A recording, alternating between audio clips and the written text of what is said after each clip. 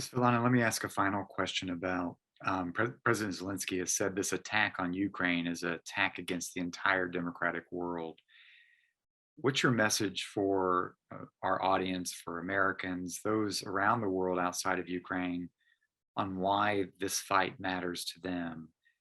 We've been talking to members of Congress right here who really go home to their district and have to help ensure that the people in their district across the United States understand, why does this matter for us? Why is this bigger than Ukraine? This is a war in the center of Europe. This is a war in the 21st century. This is an attack on a peaceful country aimed to redraw the borders of the country, just because one man has these imperialistic, apparently, ambitions.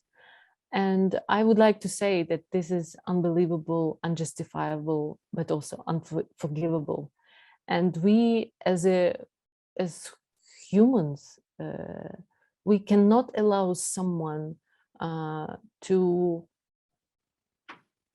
do this to another nation, to people, because otherwise, like all the charter of UN and charter of I don't know, NATO and EU and OSCE and you name it, all other important institutions, organizations, they're just waste. They're just paper waste.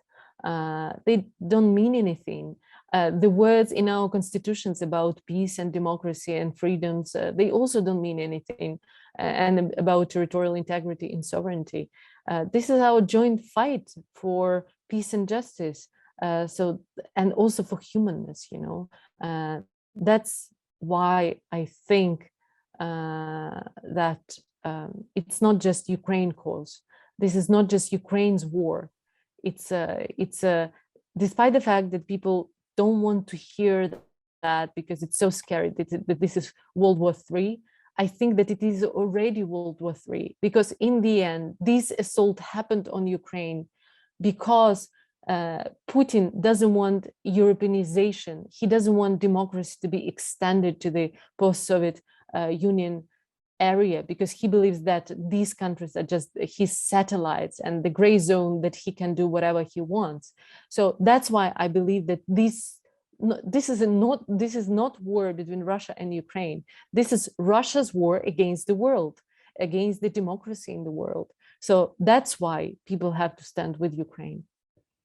Svitlana, thank you so much. Thank you for taking some time out in a really difficult situation from Ukraine to be with us, to share this with our audience. We're so proud to have you as a partner involved with the World Movement for Democracy. And we look forward to staying in touch. The fight for freedom today, the epicenter of that struggle is in Ukraine, and freedoms in all of the free world are being determined in Ukraine today. So we're proud that the Endowment, that we have been partners of Ukrainian people and civil society organizations since 1989, and we are resolved to be there by your side in your continuing struggle. So thank you for being with us, Svitlana. Thank you for having me, and thank you for all your support.